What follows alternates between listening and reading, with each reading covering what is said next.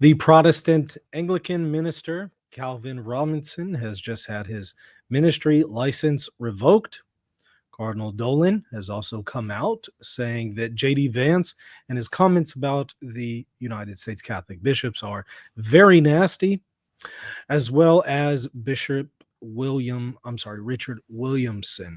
expelled from the Society of St. Pius X, just passed away. We're going to talk about all of that today, coming up next.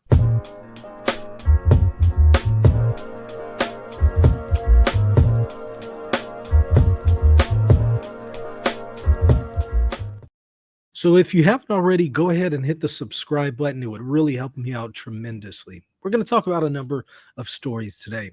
The first being one with Calvin Robinson, a very controversial Anglican minister. And this individual was recently speaking at a conference and made what some interpreted to be a Nazi salute. As he was saying, from my heart to yours, he made what looked like to some a Nazi salute. The crowd applauded him. And because of that, however, his church has decided to remove his ministry license. In fact, there is a video of it.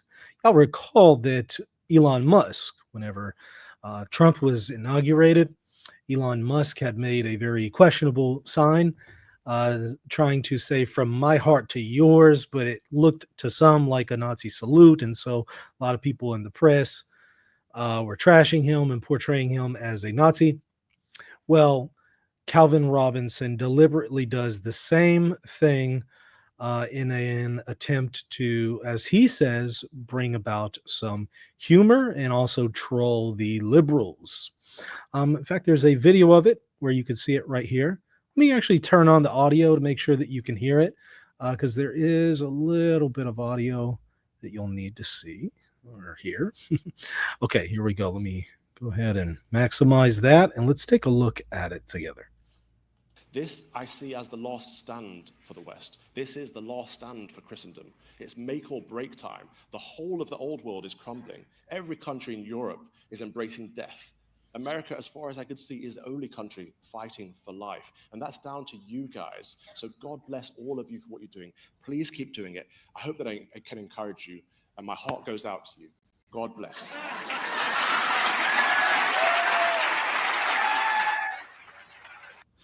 Again, it's very intentional that he was doing this to bring about some amusement and also trolling of liberals, because he says, and my heart goes out to you, as he does the what again some interpret to be a Nazi salute, but certainly hearkening back to Elon Musk and what he did at his Trump's inauguration. So watch it again. I encourage you, and my heart goes out to you. God bless. And so clearly, again, that's very intentional. He's smiling, everybody's laughing. So a little bit of background about him. So Robinson is, or was now, or now was, I should say, the rector of St. Paul's Anglican Catholic Church in Grand Rapids, Michigan, which is part of the Anglican Catholic Church. He had recently moved to the United States because he came from England. Y'all recall that he was at the Oxford Society, gave a really famous debate there, a very famous speech at that debate. That's kind of what really put him in the limelight. Known primarily as a conservative, co-belligerent who has valiantly and courageously been fighting leftism and progressivism in the UK, he attracted some prominence and closer vetting within the reformed world in recent months after being tapped to appear in Joel Webbin's upcoming Christ is King conference, discovering a predilection for calling John Calvin a heretic, attacking the Protestant Reformation, and making sensational comments about the Virgin Mary's prowess. He was removed from speakership at one conference, yet remains slated to speak at Trash World. Wow. In a statement on X, his bishop, Chandler Holder Jones, announced that Robinson was having his ministry license revoked for mimicking a Nazi salute at a pro-life rally. Reading like an email of CNN talking points being circulated due to members of The View, the bishop ultimately notes that online trolling and other such actions, whether in service of the left or right, are incompatible with a priestly vocation. Because of that, his license has been revoked. And here's actually the letter from the bishop. He says, at approximately 3 p.m. today, members of the College of Bishops of the ACC were made aware of a post made on X showing the end of a speech made by Calvin Robinson at the National Pro-Life Summit in Washington, D.C. In it, he closed his comments with a gesture that many have interpreted as a pro-Nazi salute. While we cannot say that he was or what was in Mr. Robinson's heart when he did this, his actions appear to have been an attempt to curry favor with certain elements of the American political right by provoking its opposition. Mr. Robinson had been warned that online trolling and other such actions, whether in service of the left or the right, are incompatible with a priestly vocation, and he was told to desist. So he has been for quite some time trolling on Twitter, especially for a very long time, in fact. His bishop told him to stop doing this, and yet he continued. Clearly, he has not, and as such, his license in this church has been revoked. He is no longer serving as a priest in the ACC. Furthermore, we understand that this is not just an administrative matter. The Holocaust was an episode of unspeakable horror enacted by a regime of evil men. We condemn Nazi ideology and anti-Semitism in all its forms. And we believe that those who mimic the Nazi salute, even as a joke or an attempt to troll their opponents, trivialize the horror of the Holocaust and diminish the sacrifice of those who fought against its perpetrators. Such actions are harmful, divisive, and contrary to the tenets of Christian charity. Finally, we pray that God will give us grace to lay aside our unhappy divisions, and we commend our nation and ourselves to his almighty protection. And he has responded. But first of all, in the post that shows that video, he says, today I received hundreds of nasty calls, texts, voicemails, and emails from very bitter, angry, vile leftists. They are often the very thing that they accuse you of. I'm not a Nazi, but I forgive you of your ignorance. My heart goes out to you. And then on X, he says, for the record, in case it needs saying, I'm not a Nazi, I gave a talk at a pro-life event that seemed to go down well. I'm pleased to have contributed to what I believe to be the most important of causes. The enemy hates that, of course. And the attacks have been plentiful. That is fine and are to be expected. The joke at the end was a mockery of the hysterical liberals who called Elon Musk a Nazi for quite clearly showing the audience's heart was with them. Context is key, but sometimes people's ignorance sometimes people ignore context to confirm their own prejudices. People see what they want to see. My attempt at dry wit in that typical British fashion was not a joke at the expense of World War II, nor an admission of my membership in the Nationalist Socialist Party. That would be an incredibly ignorant and bad faith assumption to make. The responses are very telling, though. The people who understand cheer, those who have eyes to see. The people who do not want to understand reach there for their pitchforks. They have found a new channel for their hatred. They remain in my prayers. May the Lord soften their hearts.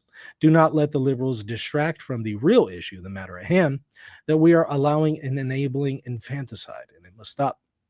Whether a silly old cleric like me makes a poor joke is irrelevant. Do not be swayed and distracted by the enemy whispering in your ears. Focus on the light. All human life is sacred. Imago Dei. I will take the consequences as they come. Those of us in the pro-life camp adorn the full armor of God. You can consider my jokes crass, but I ask you to consider if your response have been proportionate, he says in his statement. So that is so far what is going on with Calvin Robinson. I suspect he will be joining a different Anglican denomination and seeking not only membership, but I suspect also to exercise ministry in another Anglican communion. Not sure what that will be, but I doubt very seriously he'll stick around for the ACC. Okay, so shifting gears, we're going to talk a little bit about Bishop Richard Williamson, who just died at the age of 84. I'll share my screen and show you some headlines about this.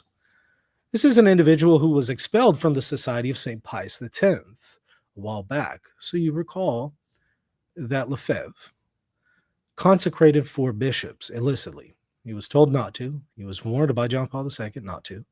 And he was told if he does, he'll be automatically excommunicated per canon law. He went ahead and went through with those consecrations. And so Lefebvre and all 4 of those bishops were automatically excommunicated. One of those bishops was Bishop Richard Williamson.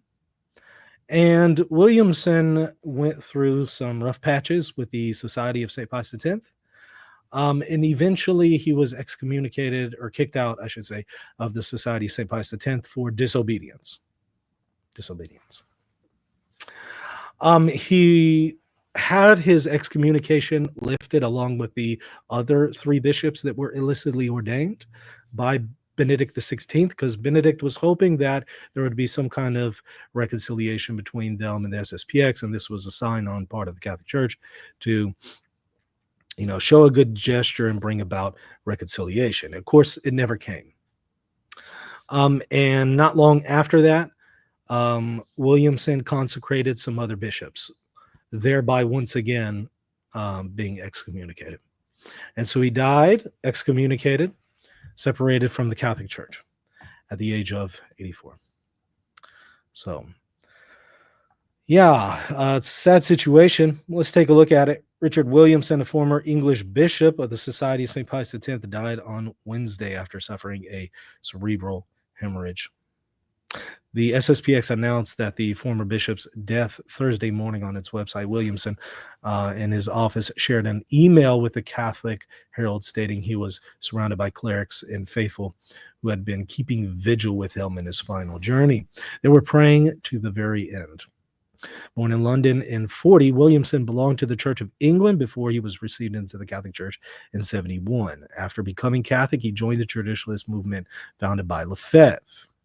Lefebvre ordained him a priest in 76, and without Vatican permission made him a bishop in 88. In 2009, Benedict lifted his excommunication.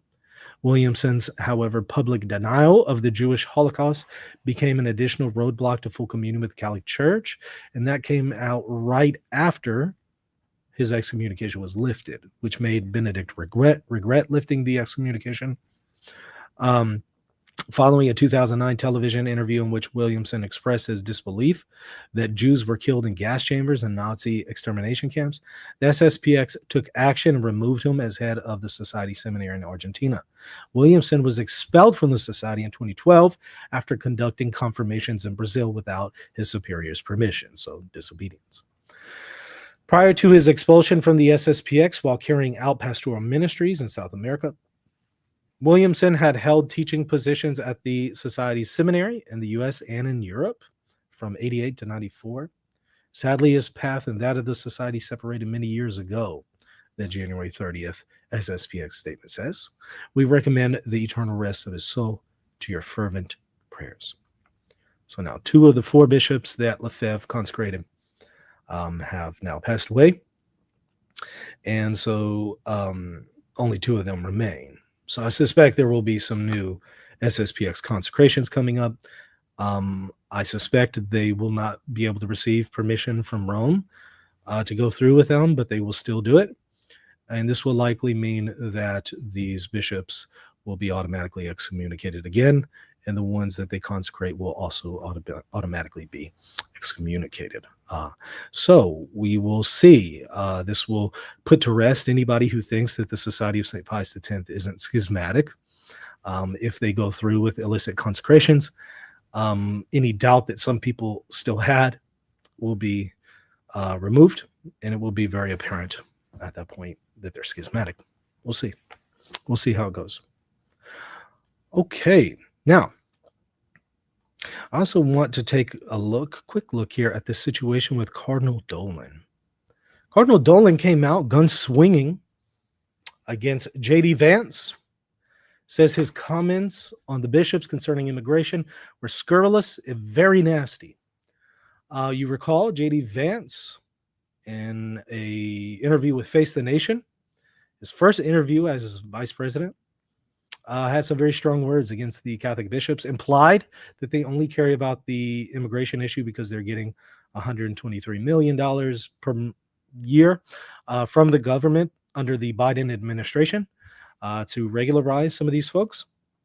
And so he basically implied they don't really care about immigration. They just care about the bottom line, or their bottom line. And so USCCB came out and said, hey, we actually don't make a profit here. We're in the hole on this very issue. Some, however, have not bought that, suspected that maybe their financial statements are, doctored or altered. And maybe this is why the bishops never condemned Biden or spoke as strongly and critically about Biden as they do Trump and Vance. Be that as it may, Cardinal Dolan has discovered that he has a voice. I've never seen Cardinal Dolan speak out against Father James Martin in his diocese. But for some reason, he's discovered his voice when it comes to this issue. And he has some very strong comments. Yet to hear his comments about other issues in the Diocese of New York, though. Cardinal Timothy Dolan of New York strongly criticized comments of Vice President J.D. Vance made on Sunday, questioning the motives of U.S. Catholic bishops in their efforts to serve migrants and resettle refugees. Vance, a Catholic who took office last week, was asked January 26 about the bishop's criticism. He says, I think the USCCB needs to actually look in the mirror a little bit and recognize that when they receive over $100 million to help resettle illegal immigrants, are they worried about humanitarian concerns, or are they actually worried about their bottom line? Dolan on Tuesday expressed frustration over Vance's implication that the bishop's pro-immigrant stance was merely a financial calculation, calling the comments scurrilous and very nasty. I was really disappointed with what he said on Face the Nation the other day, and I don't mind telling you, somewhat hurt. This was not only harmful, this was inaccurate. You heard what he said. Oh, the bishops, they're pro-immigrant because of the bottom line, because they're making money off this. This is just scurrilous. It's very nasty, and it's not true. You want to come look at our audits, which are scrupulously done. You think we make money caring for immigrants. We're losing it hand over fist. We're not in a money-making business. To which, again, I have to just point out, why hasn't Dolan discovered this voice when it comes to Father James Martin? Or I don't know, when Bishop Strickland went outside of the USCCB's meeting and condemned Dolan and everyone else there and called them all a bunch of cowards and basically said that they were serving the enemy and abandoning the gospel, when Bishop Strickland very publicly calls them out to their face, it's interesting that voice that they seem to have when it comes to the issue with Trump, Vance, immigration, that voice is all of a sudden missing when it comes to other affairs. I wonder why that is. Well, be that as it may, it's good to still hear what his thoughts are. And if there's any follow-ups to this, I'll certainly keep y'all apprised. If y'all enjoyed this video, hit that like button, hit the subscribe button. I really would appreciate your support. Great place to support me if you're interested in doing so is patreon.com/reason and theology. You'll get access to plenty of extra content, and you'll enable the show to continue to, do what I do here and offer you this content for free. So if you like it, if you appreciate it, do your part. Hit the like button, hit the subscribe button, and consider financially supporting the channel over at Patreon. All right, we'll see y'all soon for another show. God bless.